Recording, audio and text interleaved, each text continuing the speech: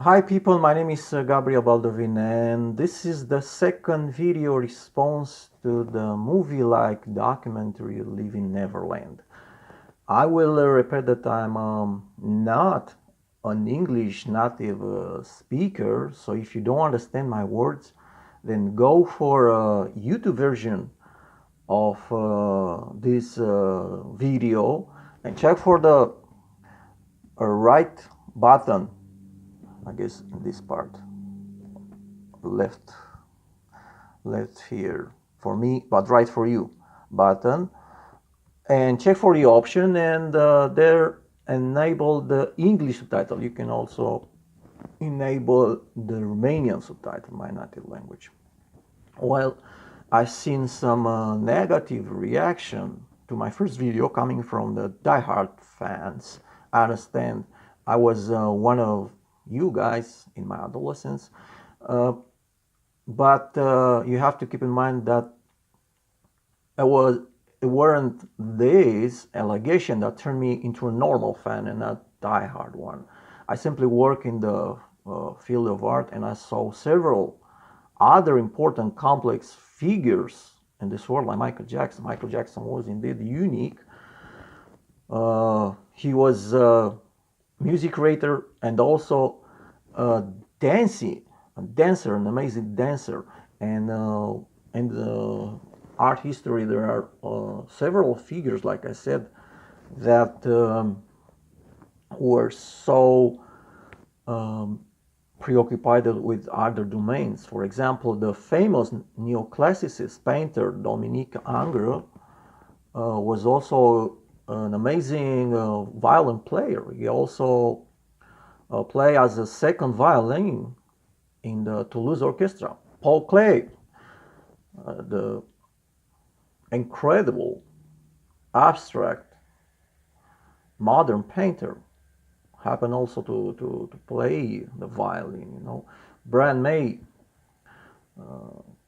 from Queen is an astrophysicist. So we see there Michael Jackson was unique in his way, but there were still other people that we also have to respect and love. And Michael Jackson is just one particular side of the culture, which is very wide. You know, so the culture is not Michael Jackson only. So I have to love all of them. You know, all of people during the history that helped the history of our art to develop such a way. You know, and keep in mind that this video response that I'm making are not for convincing neither you guys that Michael Jackson was guilty, nor the haters that he was innocent. You know, it's not my interest. I'm making, I'm making this video in order to present an objective side of the story that this movie-like documentary ability to show to undecided people. You know. Okay. Now, in this video, I will cover the most obvious psychopathological errors and other very unlikely symptoms that these two men have reported in this movie-like documentary. The third one, the next one, will be dedicated to the diagnosis that I think these two men fit in. The causes for the sufferance, which, by the way, is different from sex abuse. You know. And of course, my advice for psychotherapeutical solutions to cure those not very severe symptoms that they reported. And in the fourth and probably the last video of this series, I will describe the proper civilized attitude to the very small possibility that these two men told the truth, which I don't believe anyway. But I'll take into consideration this possibility for the objectiveness scientific interest, you know. And keep in mind that I've already made a more detailed summary of what I've just said, so you can find them in the first video, you know. And if you get bored listening to me, or have something else to do or whatever, just go to the first video, and you'll have 40 minutes of more detailed summary than the one that I already made here. Okay, so the first video was focused on the clear lies and the manipulative techniques to show the Michael Jackson was guilty.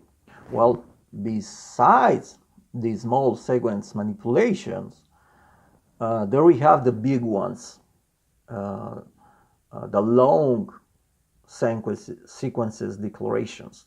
Like I said, this movie-like documentary is unfairly exploiting people's lack of knowledge about the psychopathology, and not only the psychopathology, they exploit people lack of knowledge of details in Michael Jackson's life. That's why people who know Michael Jackson very well don't believe what these men say, and those who believe he was abusing young boys actually want money. This is the truth. Anyway, the lack of knowledge concerning the psych field in general, psych field, it's actually made in a kind of TV show audience rating hunger way, you know. And this is wrong because it fails in the pedagogical attempt to clarify the dilemma for the people, you know.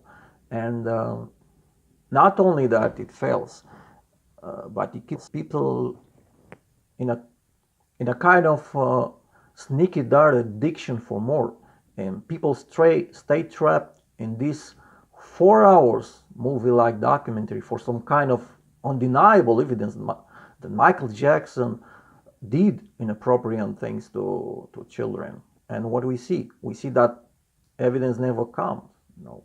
And it's like promising future concluding materials that will clarify everybody that the media uses, you know. Well, that's kind of soap opera to me, you know. Opera, soap opera. Okay. We have some rhyme here. And you can go like this forever, you know, like never-ending soap opera with thousands of episodes, you know. Well, that's a corrupt media strategy to keep people addicted to their never-ending garbage.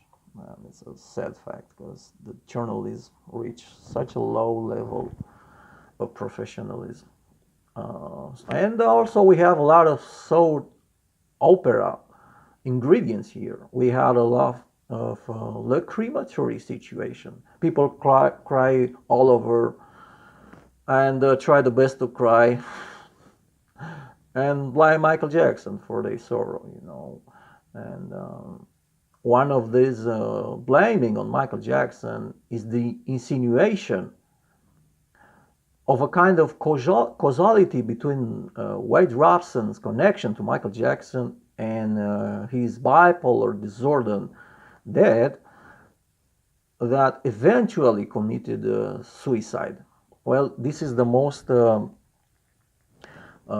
obvious exaggeration, the most obvious psychopathological exaggeration in this movie-like documentary. And I have here my notes here.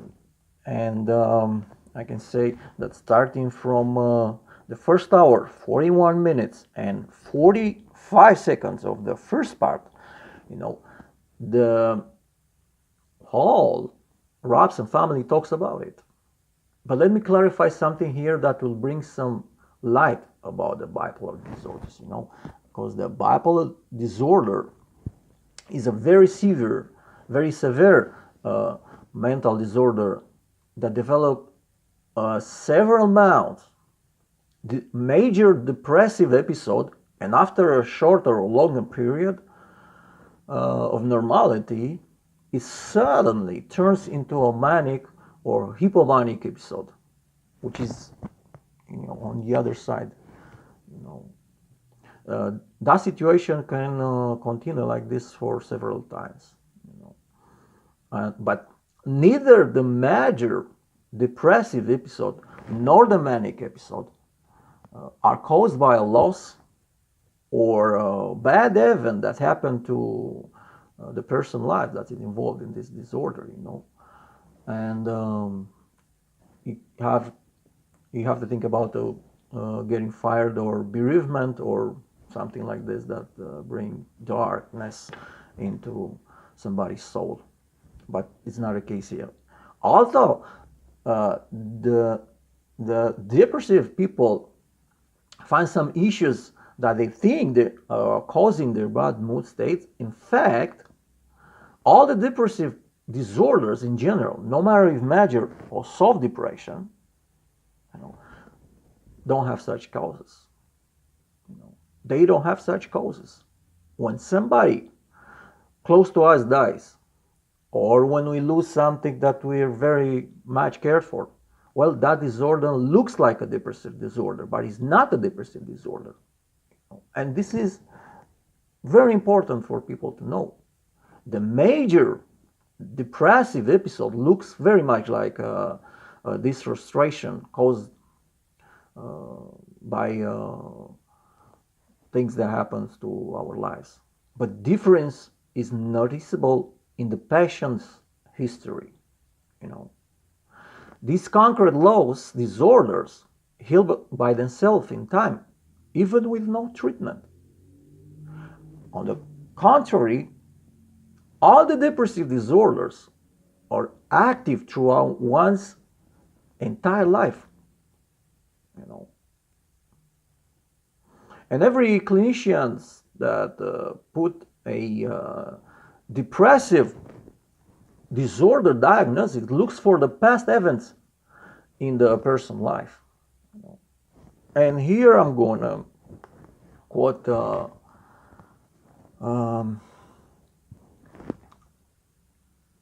from the most popular mental disorder classification, which is the Diagnostic and Statistical Manual of Mental Disorder, edited by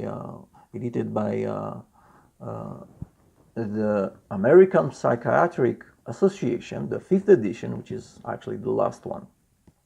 And it makes a very important distinction between the major depressive episode from the bipolar disorder and the depressive state caused by a certain loss in the past or future, So, at the page 134, DSM says, and I'm quoting here, responses to a significant loss, for example, bereavement, financial ruin, losses from a natural disaster, a serious medical illness or disability,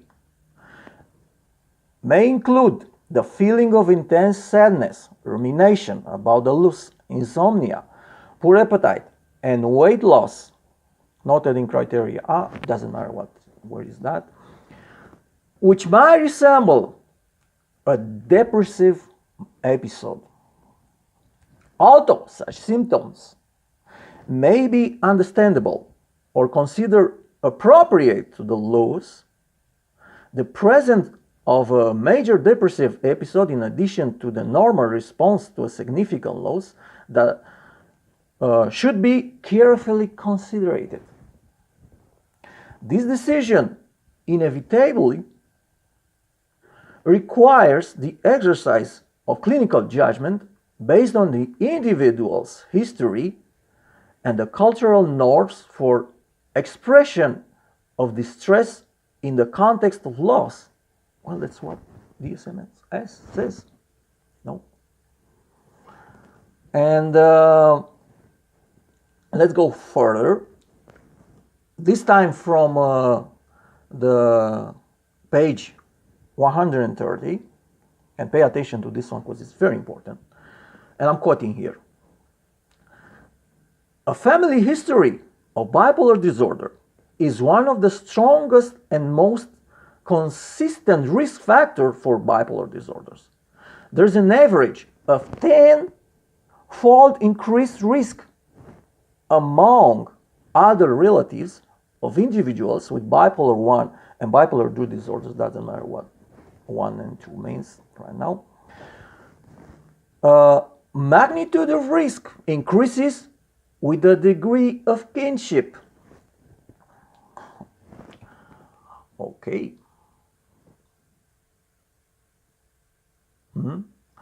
So, forget about finding causes for sorrow in the depressive disorders. However, there is some level amount of connection between the mild and moderate depressive disorder and some season, especially the autumn, And also, there is a bipolar disorder caused by another medical condition or by the substance-induced consumption, but that's not the case to blame Michael Jackson for that either. This movie-like documentary especially comes into this subject wanting to show that somehow it was Michael Jackson's fault for this family pushing that away, that eventually would have ended into his dead mental disorder.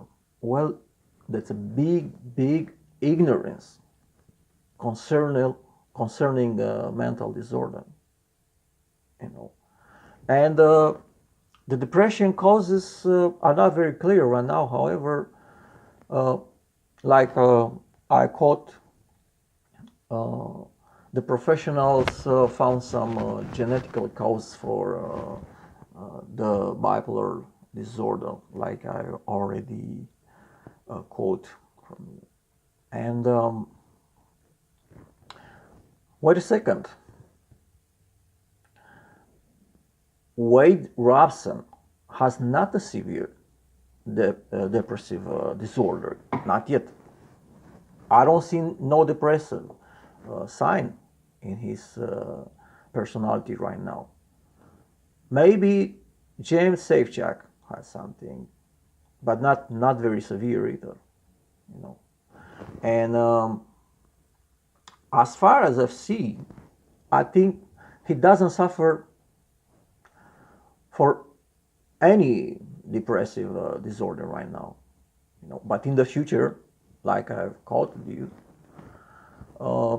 he has a 10-time risk of developing one. I wish him a good mental health, of course, and to everybody. But in the future, he would develop. It's possible for him to develop one of these disorders, and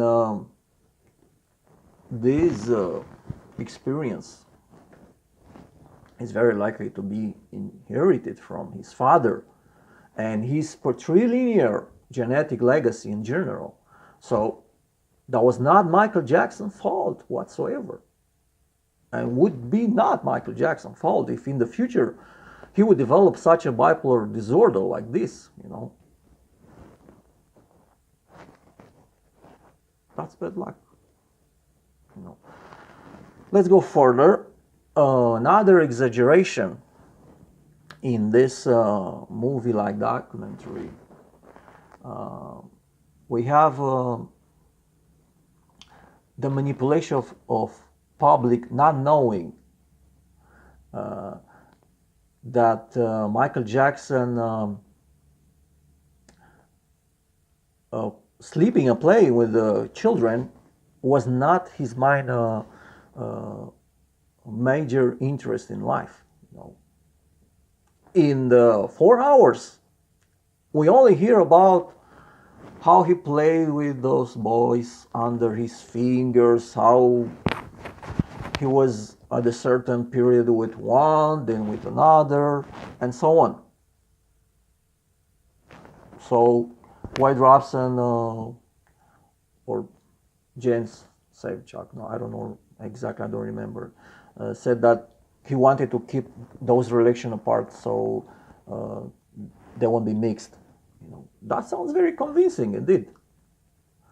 And the DSM and most of mental health professionals describe the pedophile persons as addicted to children. That's true, you know.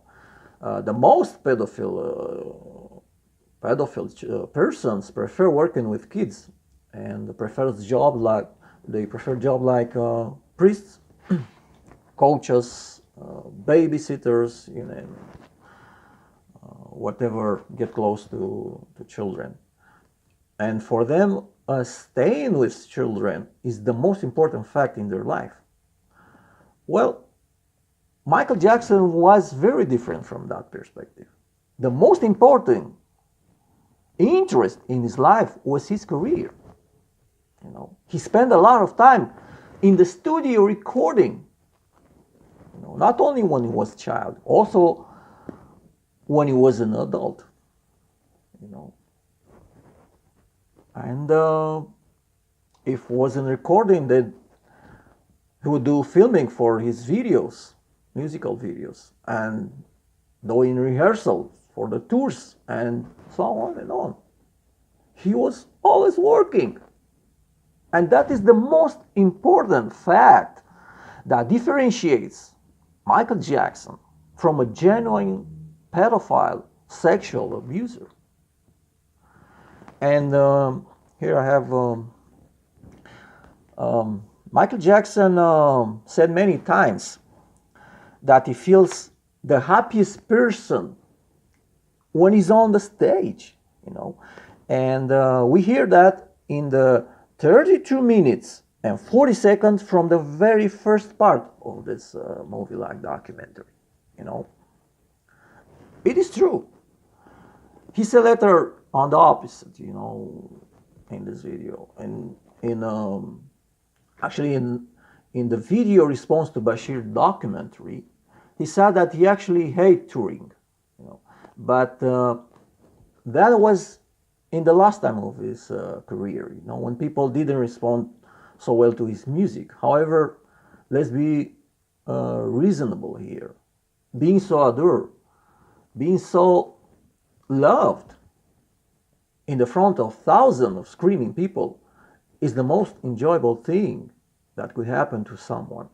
And I think this is what actually disturbing emotionally, you know. And I'll come back to this later in the next video. Right now, I will present you my personal hypothesis for the well-known Michael Jackson addiction to kills, you know. I think he simply wanted to socialize with people when not working, you know, just for relaxation, you know. But he didn't want to relax among the four sort of people, and it's understandable why. And here I have in my notes the four categories, and we have one, people he worked with or could be working in the future one day with. We have two, the second category, people who would possibly ask him for money, you know. And three, people who bored him with some question over and over again about his skin, plastic surgeries and all kind of stuff, and he didn't like that. And we had finally the fourth category. We have people who tried, who were tiring him with a hard philosophical inspirational question about his life, about being a superstar and stuff like this. the man just wanted to relax and be kidding among other people, like every one of us does. But he didn't want to become too close to the people who he worked with. He was a perfectionist. He didn't want that one day people won't focus on the future jobs that he needed him to do. He also avoided people that would be asking for money. Most of the adults only that have a mind when meeting a wealthy person like Michael Jackson. However, he did all kind of charity facts, but he could not spread all his money on the entourage. He just wanted to have a fun period and behave childish. We all want that. We all like that. He wanted to live out of the working rules that everybody must obey, including him. And the best people for that were the kids. And the word kidding itself speaks for the whole situation. Kidding. What is kidding? Joking. Well, the genuine pedophiles don't go much into the childhood world as Michael Jackson did, actually. They only fake child behavior so to get close and make the friend of the child before sexually abusing the child, Whatever you might say, Michael Jackson really, really enjoyed playing childish game. He was not faking it, And that is, I guess, the most important diagnosis difference between him and a genuine pedophile person. He couldn't play games like football or basketball with the adults because he would lose due to his short height or his fragility. So it's hilarious, but he preferred playing with kids because of his insatiable desire to be the best. This desire was in his blood from he was 9 years old. And on the other hand, he loved the attention. He loved people focusing on him due to this long time performing experience. Well, here's the main difference between adults and children. The adults eventually get bored, but the children were always focused on him. Actually, he preferred staying with children because he was always in the center of their attention. That's the reason. Children are always active and never get bored of someone they love, He actually felt like on the stage with him, but without any effort to impress anyone. That's the fact. And that's why he was so happy among them. He knew something from an early age, something that defined his personality. If people would get bored of him, he would become poor, not important, because they won't buy the concert tickets anymore, and that was part of his wealth. He went through this period in the first years of the adolescence when Jackson 5 went into the shadow, and that was the most horrible, the worst period of his life, with pimples and voice changing, and he talked about it many times. Well, that's why he declared so many times that his worst nightmare was to perform in front of empty hall or empty stadium. If we remember the video "You Are Not Alone" song, then we can put this thing together, understand why he needed so much attention. We can see now why he hated staying with adults as long as they had their attention focused on somewhere else than him. You see? It was only late in the Bashir response documentary when he stated that it was exactly in the Bashir documentary when he said that if all the children would disappear, then he would jump off the balcony, killing himself. And it is actually the same statement as that from the response to Bashir documentary when he said he hated touring. Actually, those ideas complete each other. Well, that happened because in his late album wasn't as successful as the previous ones. So there were not touring involved.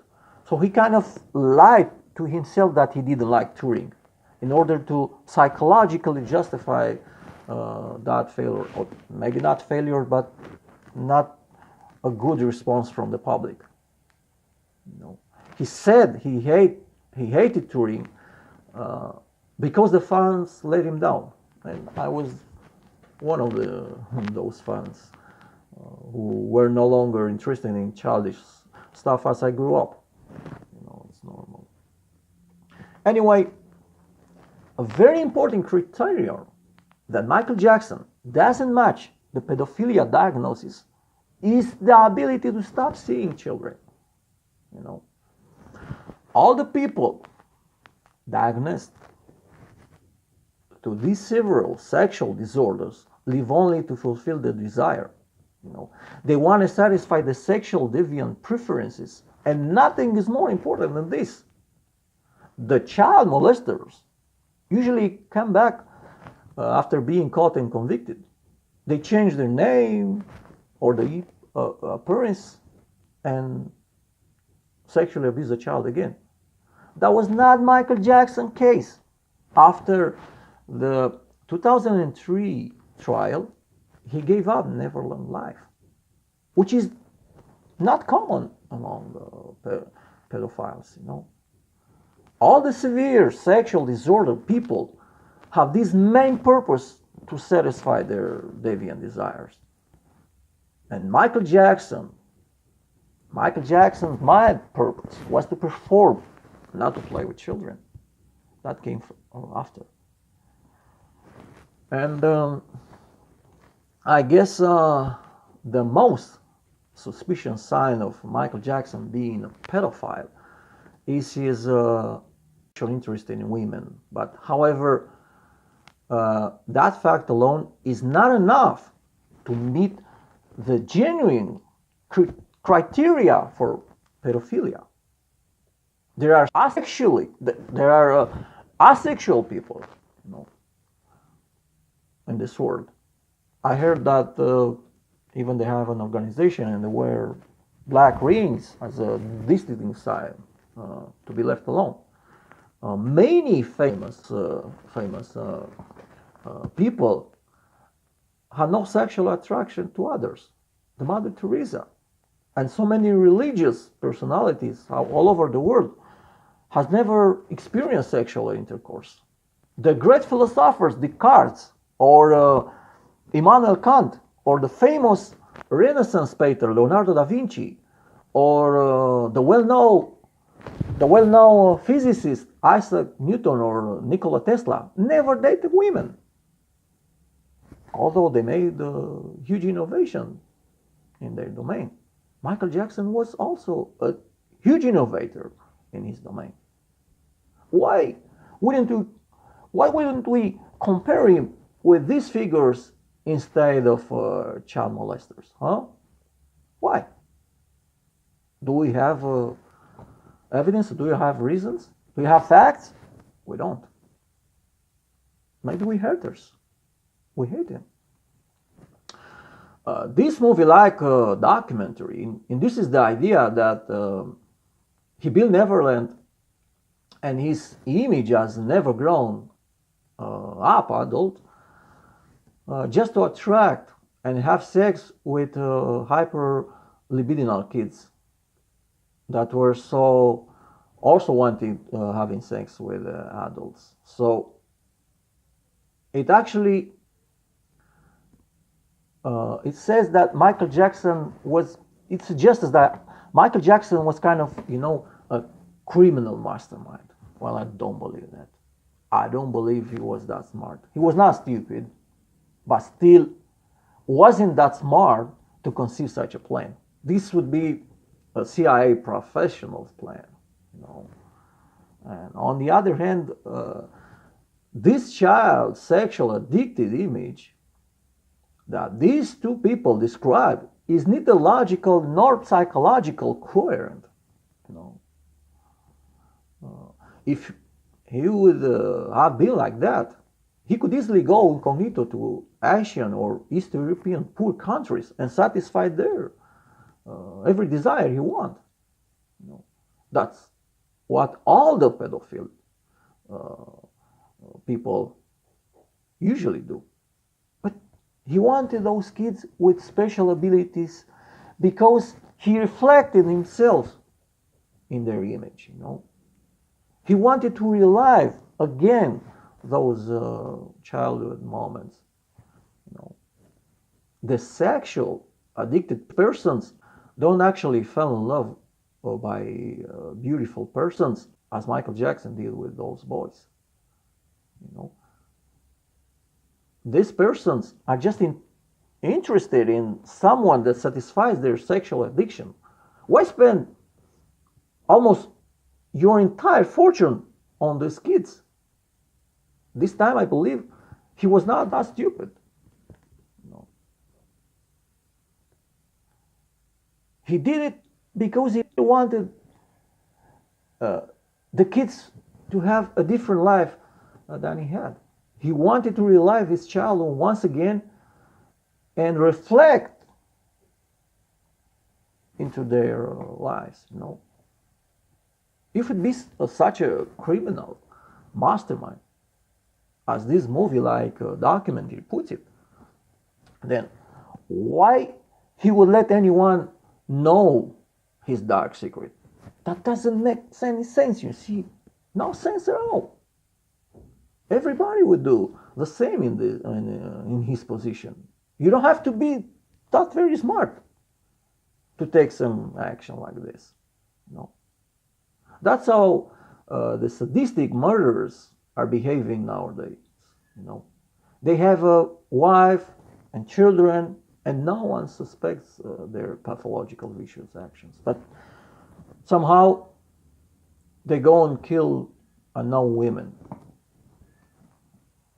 I'll make a video once about this. Moreover, Michael Jackson was indeed happy with these kids, but he was happy with animals too. You can't say now that he was a zoophile because of that. So I think Michael Jackson actually didn't meet all the criteria for being diagnosed with a general pedophilia. That's my opinion. For sure, he was close to that, but still was not a genuine pedophile. Do you know the story of the famous American poet Edgar Allan Poe? Some amateurs said that he was a necrophiliac because he wrote about dead women that he loved and how he spent time thinking of them, how he went after them in a cemetery and kept dreaming on and on about them being alive. But that was just fictions. The guy wasn't exactly a necrophiliac. He didn't meet this disorder criteria. He was close to it also, but still no grave was reported to be open in the places that he visited. I guess he was kind of close to necrophilia due to the strange dead things that he used in his poems. but still was not a genuine necrophiliac. And the same way, in my opinion, Michael Jackson was close to pedophilia, but didn't entirely fit the pedophile's profile. You know, I like to hear an opinion from the DSM editors or other psychiatrists about Michael Jackson's behavior, as his behavior is well known. For now, I couldn't find anything about it. I assume they don't think he was a pedophile person either. Otherwise, they would say something about it over these years. For sure, this movie-like documentary producer would find those psychiatrists who would believe Michael Jackson was a pedophile and interview them and include them in this movie-like documentary, which was not the case. Now, you people, can inform yourself from the huge amount of studies that have made and make an opinion about it. You can find them in the libraries or you can download them from the internet. Many of such studies are free to download. Only make sure they are written by mental health professionals and not by Oprah or someone like her. You know. And pay attention right now, because I'm going to say something very, very important that might shock you, but also will clarify something about pedophilia that most ordinary people don't know about it. And that would totally expose how this movie-like documentary exploit people's lack of knowledge in psychopathology, and how its main interest is demolishing Michael Jackson. Well, did you guys know that many child rapists are actually not pedophiles? I know that sounds ridiculous and having no sense at all, but in this world there are men that either rape children or convince them to accept sexual relationships because they don't have access to females of their age and social status. They are not pedophiles. Not pedophiles. Most of child molesters do not have a strong sexual interest in prepubescent children, and consequently, they are not pedophiles. These men are ugly, not smart, and generally marginal. Others are adolescents themselves and didn't set an emotional relationship with a girl on their age. Well, they turn to kids because the kids are much easier to be approached. And if they are caught and convicted, then they don't come back anymore to sexually abuse children. And this is the main criterion for a differential diagnostic of a genuine between a genuine pedophile person and that sexually abuse children and such a normal person that happens to find a child when he needs to have sex.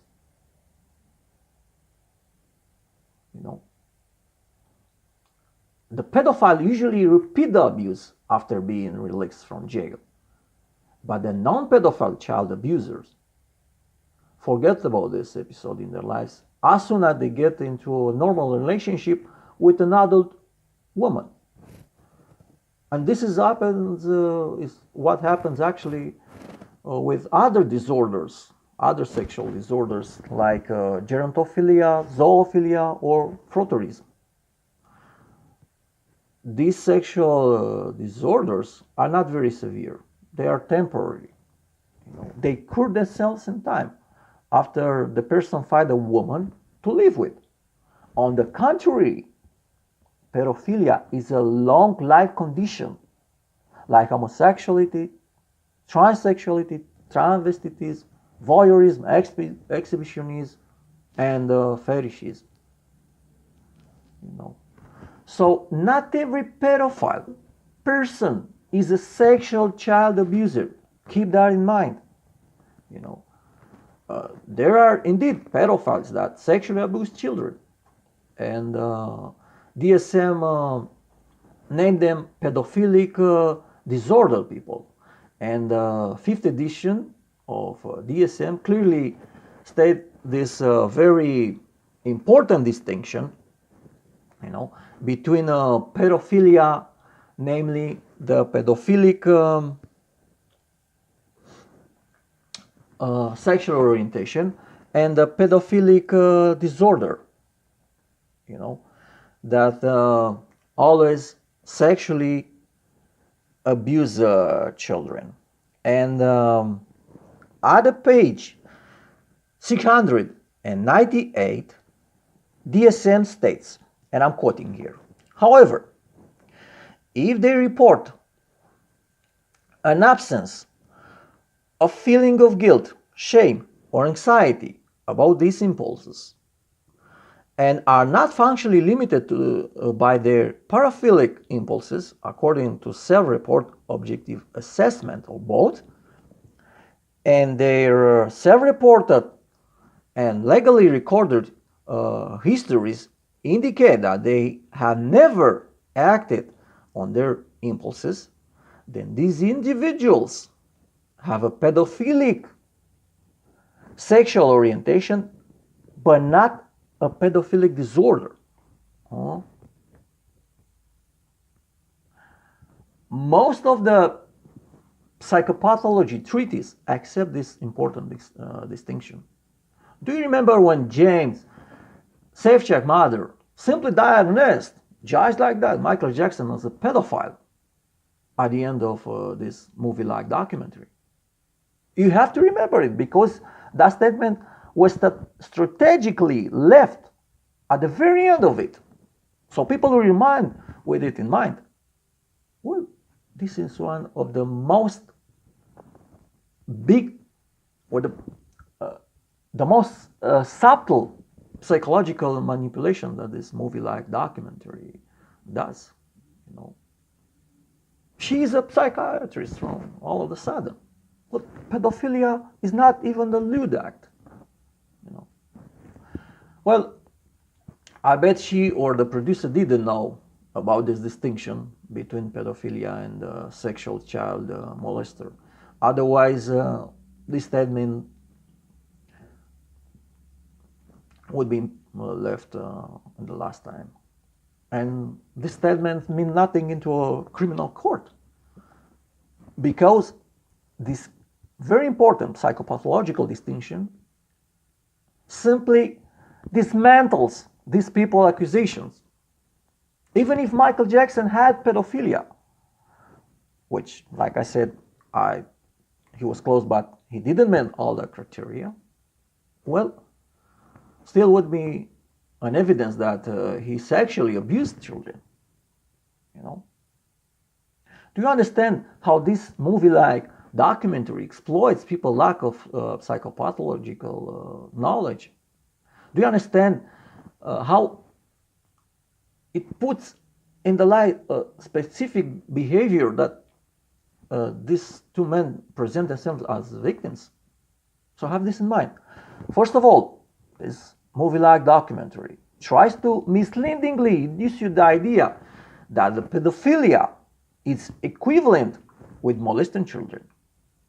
Okay, then it tries to convince you that having no sexual interest in women, or a small sexual interest in women, Michael Jackson should have had a sexual interest in children.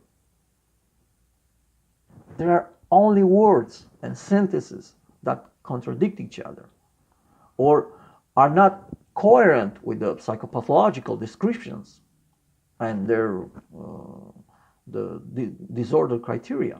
So ask yourself some questions. You see, and from now on,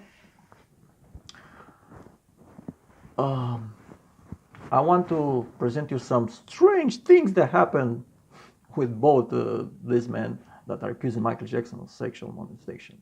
And this thing of pushing the limits happens throughout this entire movie-like documentary. There are a lot of strange things in both Wade Robson and James Safechuck behaviors or situations that they say they were facing at one particular moment. They claim that all kinds of most extreme and very improbable things happened to them during close relation with Michael Jackson. And from now on, I'm going to emphasize this kind of things that could possibly have happened. This is the difference. They could have happened, of course, but they're just very rare and very improbable. You know? So it's kind of strange that they really happened exactly to these two men, like they say. You know, they look just like Oprah's life. She has been everywhere and felt everything. Well, it looks like they were infested by this Oprah-like situation. And here, when I use my phone again to call to attract your attention to the first hour and 47 minutes of the first part. You know, when Wade Robson and his mother talked about the frustration of not being the Michael Jackson favorite friend. You know, that happened because at the moment Macaulay Caulking stepped up in his life, and he played the most important kid role in his video Black or White. Well, we all know that Macaulay denied every accusation. You know, he stated that Michael Jackson did nothing to him. You know, his testimony is probably the most important one of all. You know, as long as he says there was none of sexual things going on between Michael Jackson and him, this is what I'll believe. And I won't believe either James Safechuck or Wade Robson. If Michael Jackson was so sexually addicted today, as they say, how will you explain that he stepped to Macaulay without having such luxurious sex night that they say he was addicted to? Why would you go from a possible perfect sexual relationship to just friendship with Macaulay Caulking? That doesn't make any sense to me. Not at all. Let's go into another one. At the minute 26 of the second part, Wade Robson talks about bleeding that he suffered when Michael Jackson tried to have anal sex with him. That's what he said. He said that Michael Jackson tried a bit, but he didn't stop, as that was painful. When I heard of that, I stopped the player and checked the internet for the documentation, because never heard of something like this to happen. And like I told you, I've read some psychopathology and some sexology. You know, I was passionate about it. And this is so rare that I've never heard about it. And I've read some chem descriptions. And only then I found that this thing sometimes happens. But that kind of bleeding happens very, very rarely between gay people that have prolonged anal sex. So let's sum it up a bit here. Isn't it strange that this so very rare, like Oprah experience, happened exactly to Wade Robson? Keep in mind that he has presumably, in a way that no one have experienced before. You know, in this case, the bleeding occurred only after several attempts, as he put it, but not after long sexual activity, as usually happens in such rare cases. It's extreme. On the other hand, it is very strange that Michael Jackson would go for anal sex with him without hygienic measures. That could get him infected too. Why wouldn't he have used something like enema or creams or whatever gay people use? Gay people are very careful about this aspect of their sexual life, even if they're poor. But somehow, Wade Robson wants us to believe that Michael Jackson wouldn't do that. Well, that smelled like a big fat lie to me from a mile away. I don't believe that. Another extremely rare fact happened to James Safechuck. He talks about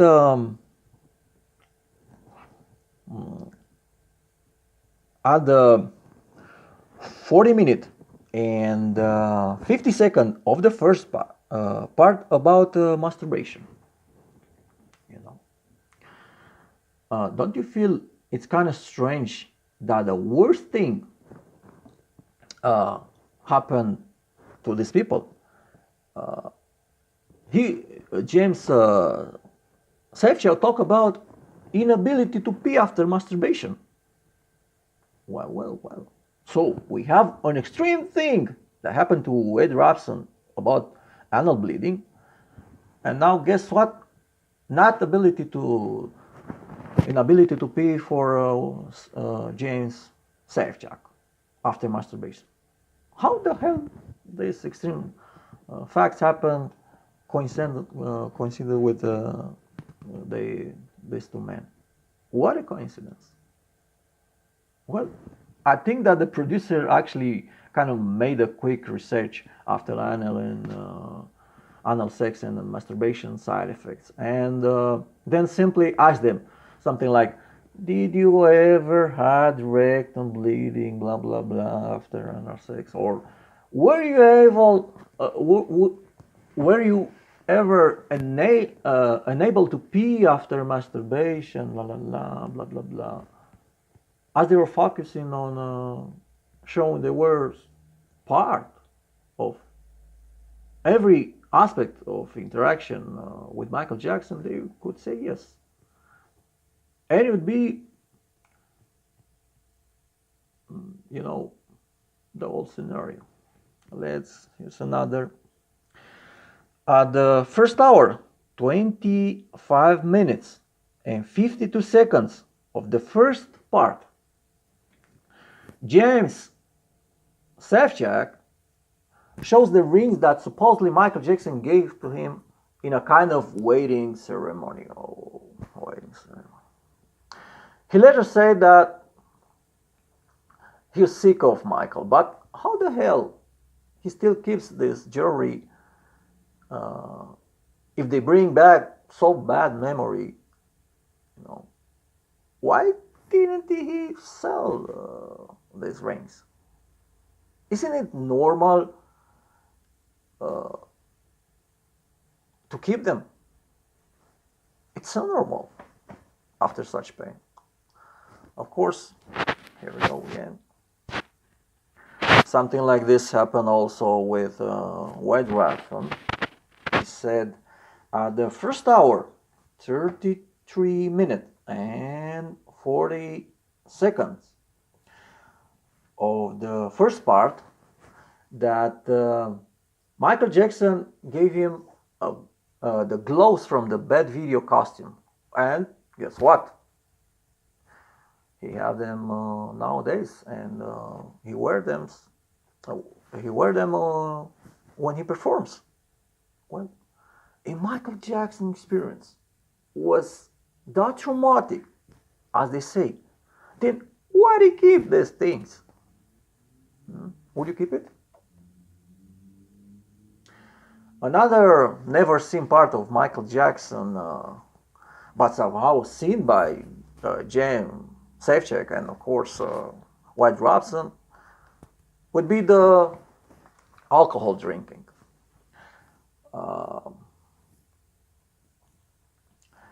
He speaks about at the first hour, 53 minutes and 30 seconds of the first part. Wade Robson also confirmed that. How otherwise, of course. He said that happened also in 2008, as he relates about it at the first hour, 11 minutes and 11 seconds of the first part. But let's stop here for just a minute. Just take a look of his gestures as he described the scene of Michael Jackson drinking wine. He said that he first filled up a big glass of wine that he bought. After this, he said he emptied all right away. And he repeated the gestures for about 3 times. So it looked like Michael Jackson drank 4 big glasses of wine in a couple of minutes. Well. And then, guess what? Michael Jackson was semi sober, was able to socialize. And he even kept drinking. And only later he would go to bed, as Wade Robson said. Well, don't make a really tough experience alcoholic person. After his declaration, he was able to keep sobriety for so long time and hung with them till later. Wade Robson didn't mention how many bottles he bought. However, he interprets the kids' relaxation concerning his stepping away and probably getting to sleep. He interprets it as a normal situation. So here we are led to believe that he had a drinking problem, that his kids knew about it and behaved like it was ordinary. So now we understand Michael Jackson is an alcohol-addicted person. Right. Well, that's another mystery uncovered by this man. Uncovered. Well, everyone who met Michael Jackson and had dinner with him said he specifically avoided alcohol. But there come only James Safechuck and Wade Robson that uncovered it. Damn. A lot of extreme facts about this man. Huh? A lot. And another very inexplicable fact, according to their statement, is that Michael Jackson kept close relation with both of them as adolescents or adults. Starting from the 21 minutes of the second part, James Safechuck keeps talking on how Michael Jackson found the movie projects, so he as a teenager can learn and reach a high professional level. Seeing the footage, we see an almost grown-up adult, even taller than Michael Jackson. So if he created all this Neverland and this entire charitable machine just to get young boys into his bed, as this movie-like documentary puts it, then why would he still helping them after? Well, from now on, we go to another section of this video. I'm gonna to present you hard truths, and could have happened, but could have not happened. And I'm starting with James Safechuck, who said that Michael Jackson was teaching him masturbation. He says that he was introduced to masturbation at the 40 minutes of the first part. Now, most of the people don't really know that there are children with very active sexuality. Sexual arousing is usually experienced during puberty, when the sexual organs are close to reaching maturity. But there are some kids that have clear sexual behavior before their organic genitalia are instinctually active. By this way,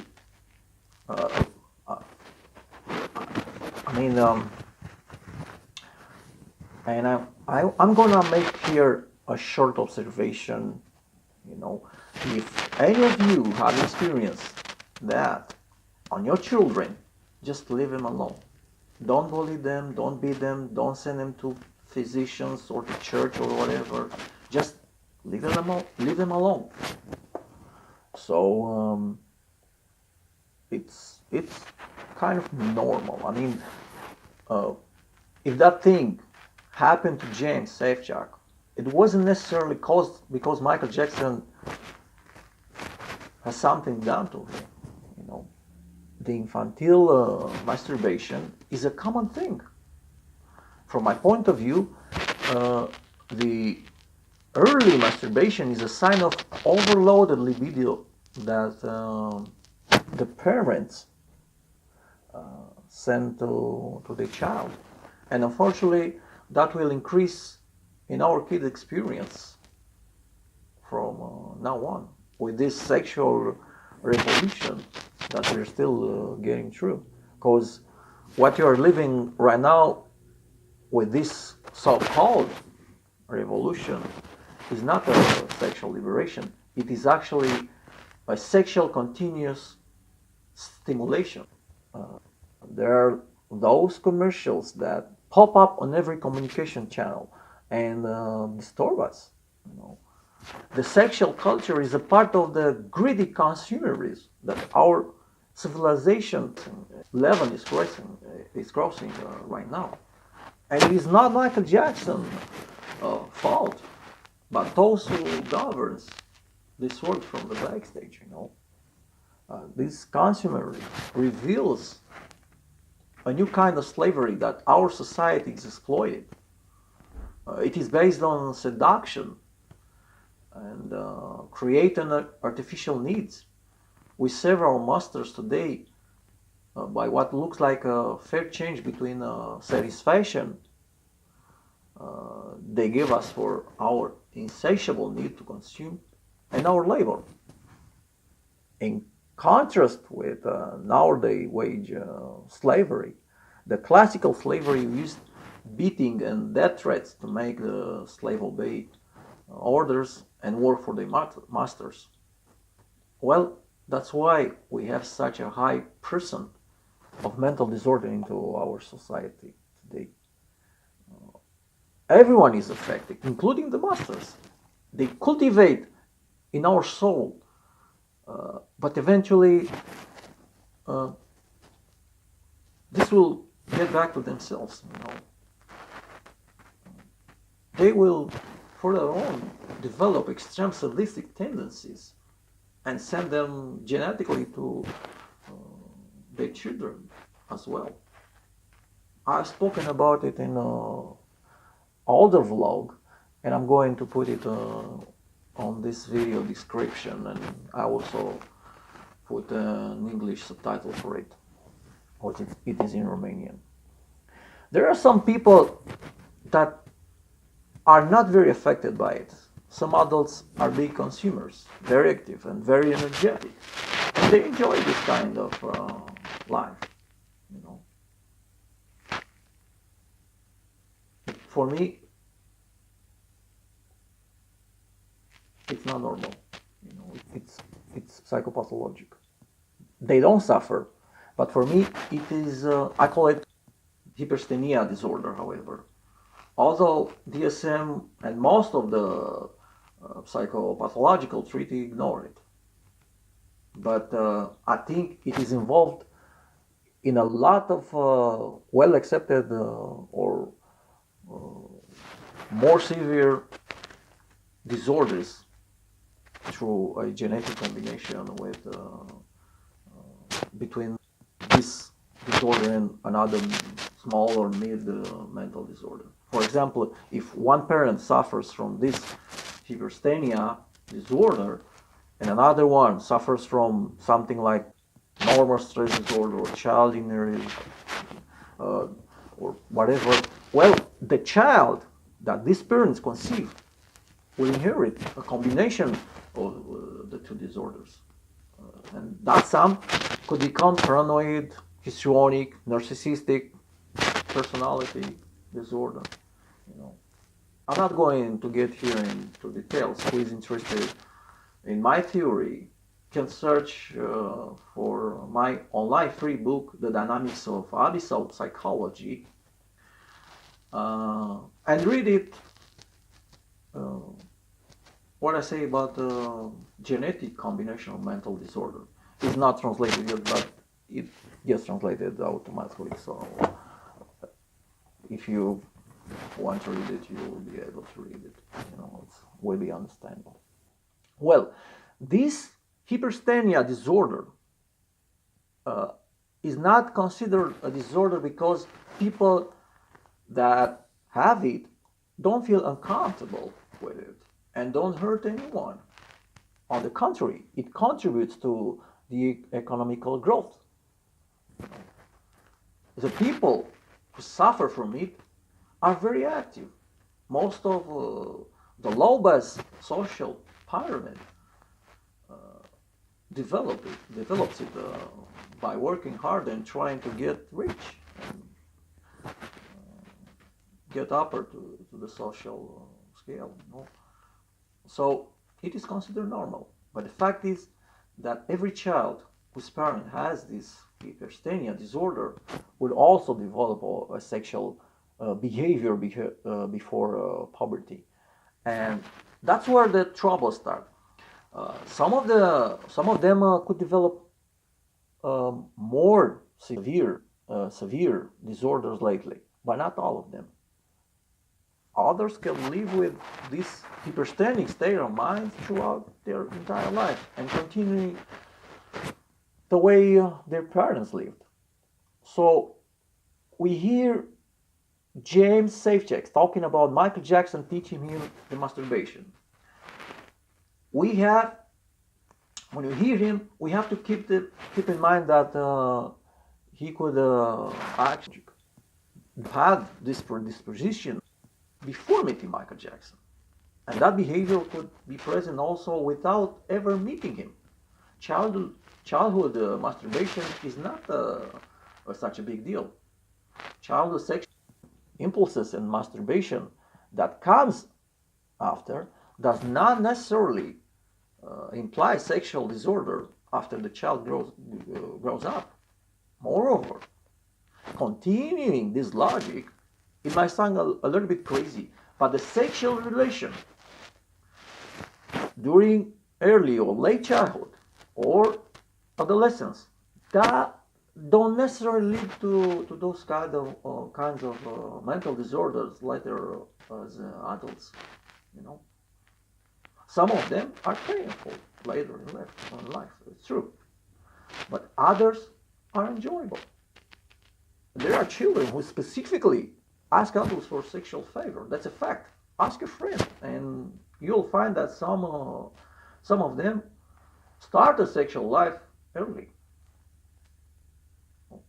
They started with another child or sometimes with an adult. And I'm not saying here that having improper sexual behavior towards those children is not a crime. It is, a crime, even if they ask for. The children don't have proper judgment for consensual sex. So if Michael Jackson did those things they said he did, he is guilty. But like I said, I still don't believe that.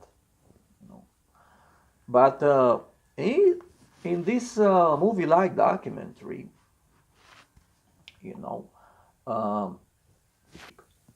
this movie-like documentary induces the manipulative idea that these two men have rape symptoms, which is a big lie. At the 44 minutes and 4 seconds of the second part, James Safechuck talks about insomnia,